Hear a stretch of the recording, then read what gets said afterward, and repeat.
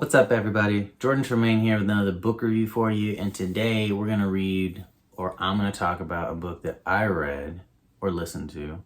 I only listen to audiobooks, but I'm going to talk about a book that I read, and it's one of the all-time classics. Everybody's heard of it. You may not have watched one of the 5,000 movies that have been made from it, but I know you've heard of these concepts, or I know you heard of this book, and this book is none other than Alice in Wonderland. Alright, so first off, this cover, even though it's for the baby book version of Alice in Wonderland, I thought was great, so I picked it to show you on my iPad because I listened to this book on Audible, and so I don't have a physical copy of the book. But Alice in Wonderland by Lewis Carroll is like one of the all-time classic books.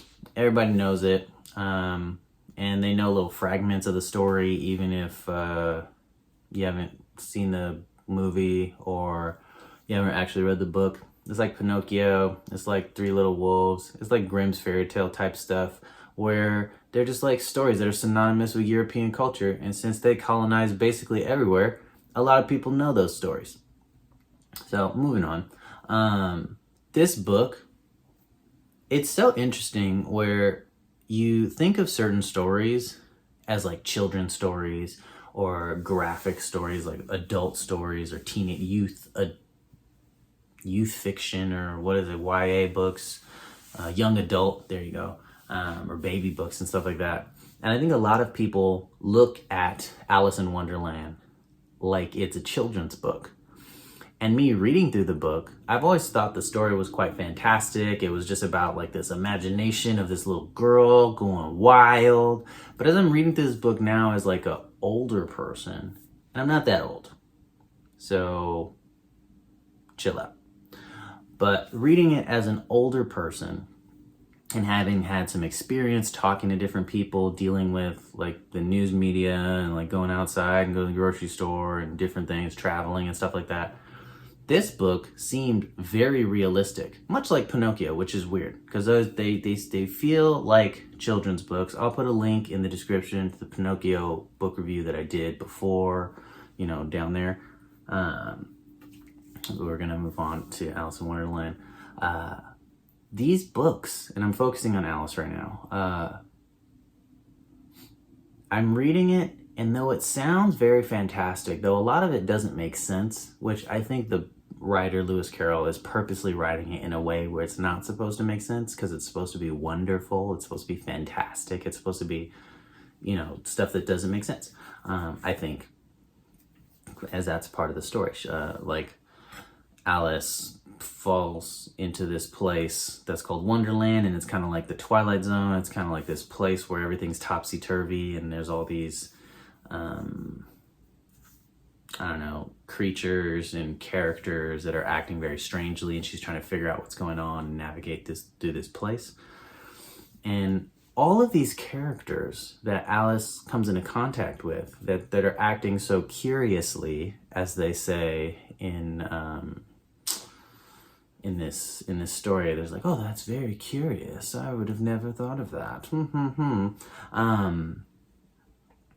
To me, when I go out into the real world and I talk to people, a lot of time I get that same idea. Like, it's very curious, it's very interesting. I like to use the word interesting. But even though this book seems very fantastic, I appreciate it a lot because it speaks to children and gives them a nice, wonderful story to listen to. And then as an adult, it kind of gives you perspective in that Alice is trying to navigate this place she's unfamiliar with, which I correlated to as the world. She's trying to go out into the world and explore. And she meets with all these characters that don't see the world the same way as her. And to her, they seem crazy. But to the people themselves, I think that's just what they think is normal. She comes across all of these different paradigms, all of these different ways of thinking that may not make sense, that may run into themselves, that may do all these different things. But from the perspective of the person saying the thing, it seems like that person thinks it makes sense. And in my daily life, I think that that's how dealing with a lot of people are, where you may think they're wrong, You may think they don't make sense. You may think they're doing things that are bad for them. But the way they're talking, the way they believe and all this kind of stuff, they may not understand what you're seeing because they're not you.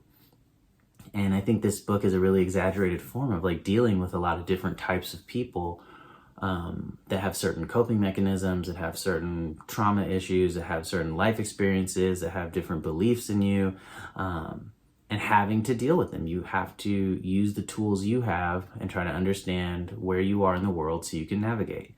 And I think looking at this book in that way kind of helps it become more real and let you maybe take some lessons and apply it to your life. But also it's kind of like a case study where you get to look at Alice and say like, how did Alice deal with this? That's very interesting. Okay. She tried one of those. Okay. Maybe I can't eat mushrooms to make me grow a mile high or something like that. But what is this a metaphor for? What is Carol maybe trying to say? And I'm doing an interpretation of the book right now. That's mine. I didn't go look this up on Spark Notes or Cliff Notes or whatever. I don't know if this is a popular opinion or not, or correct or not. I'm not trying to tell Lewis Carroll what his book means. This is what I thought about when I was reading the book, and it became very interesting to me, where I think there's a good amount of cases where stories that seem very abstract and wonderful and not realistic have a lot of realistic elements to them. They're just painted in a way that are not exactly correlated to everyday life. But when you think about how your brain works, how your imagination works, it's kind of like when, and then maybe it is kind of like when it's Alice in Wonderland. I've definitely talked to people or had to deal with people where it felt like I was in the Twilight Zone, and it was very curious. But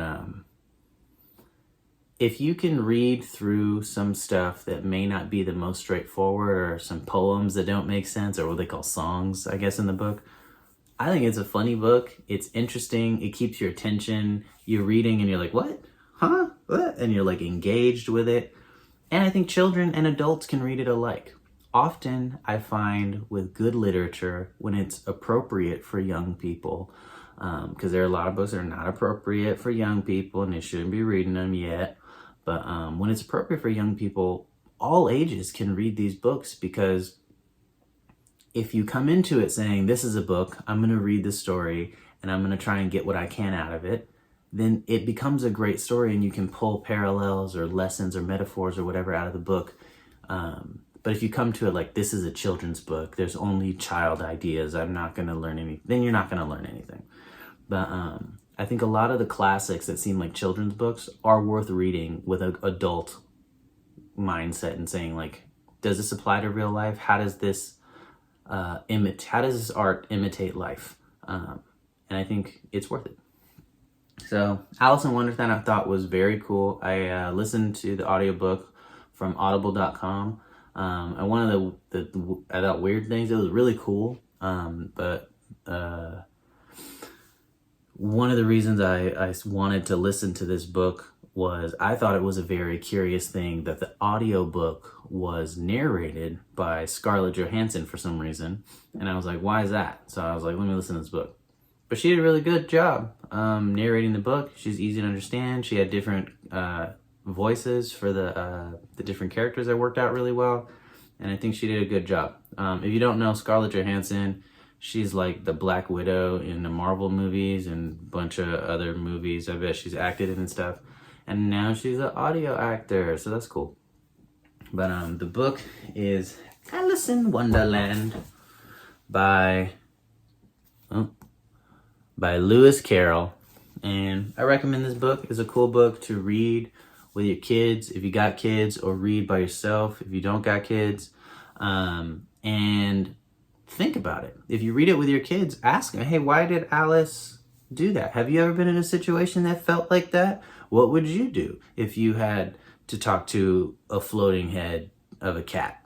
And while these questions and these conversations might seem really crazy or really imaginistic or something like that, I think they can be useful and they can help you work through emotions or real life situations or give you practice or tools on how to deal with your everyday life. Because you're not always going to deal with people that are the most reasonable or that make any sense.